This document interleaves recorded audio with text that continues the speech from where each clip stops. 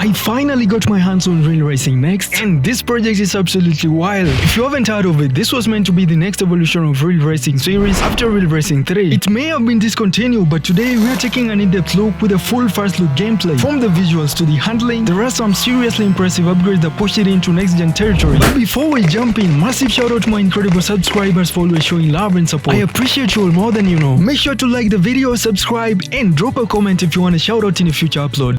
Let's get started.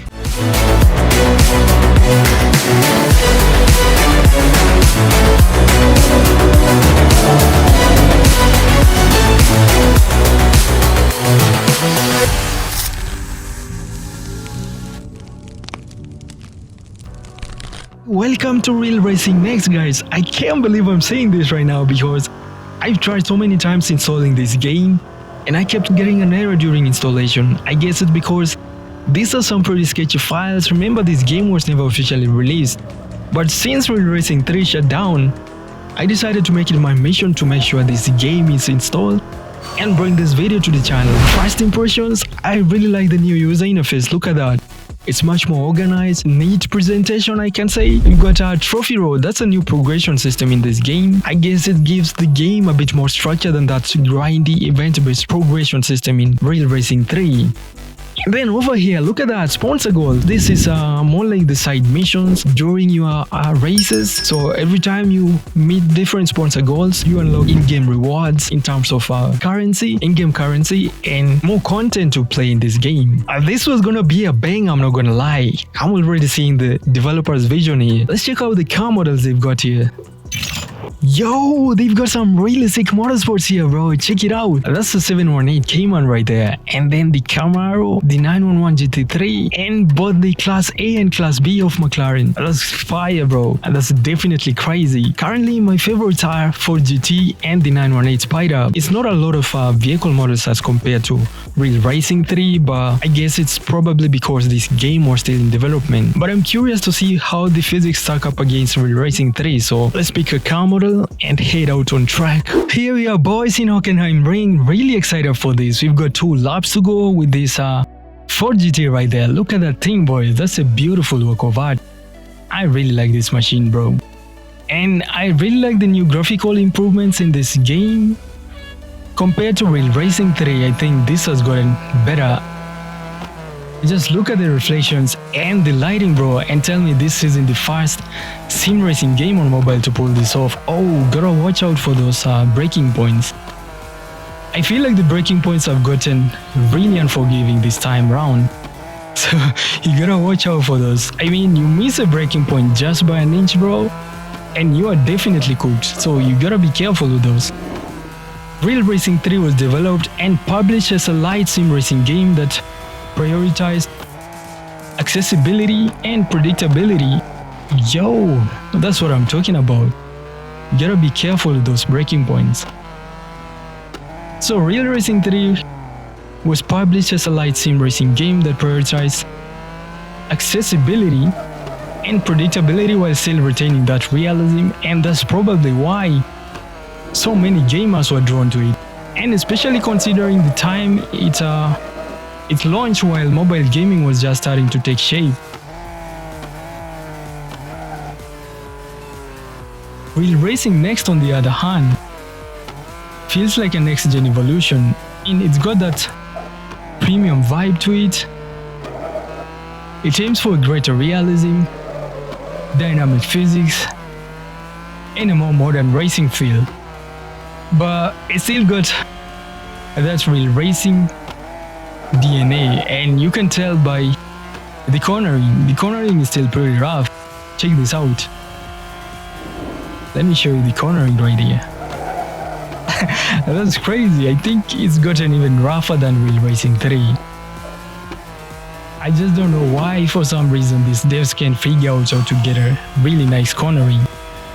To top it all off, I'm on the worst controls right now. I'm rocking arrow controls, and if you've been watching me long enough, you probably know I really hate these controls, bro. Like, I don't get what's appealing about these jerky and realistic inputs. Look, if you're a game developer in 2026 and doing a racing game, I'd suggest you add a steering wheel and an option to turn off the UI, or a tilt control and an option to lock the horizon. I feel like those are the best controls. Haha, look at that. I feel like those are the best controls in 2026. Things need to change. Mobile games should now feel more immersive. The driving physics feel a bit refined though. Too bad I can't fully experience it with these controls. Yo, look at that, we've got a P1 and 15 trophies. That's crazy, bro. That's awesome, bro. This was a really promising title. They even introduced dynamic weather with surface traction physics that actually impacted handling. I also noticed that failing to finish a race or DNF comes with consequences. Your trophies get deducted. That's a great detail since in real life, a DNF can cost you championship points and financial backing as well. Let's do one more race. The last race in Real Racing Next, guys. Look at the lighting, bro. And this has been a dream come true. We've got a McLaren 600 LT right here. And we're gonna be tearing the tracks with this thing. Hopefully get a P1, so fingers crossed, boys, and wish me luck. The sound design in this installment is even better. You get realistic engine reverberation and subtle details like the surface contact sounds, for example skidding, and off-road surfaces like the grass and the sand as well. And they all come together beautifully. I still don't get what went wrong with this project though, because EA is a pretty big gaming company, and I don't buy the whole idea about bankruptcy, because they are actively releasing and supporting bigger franchises right now.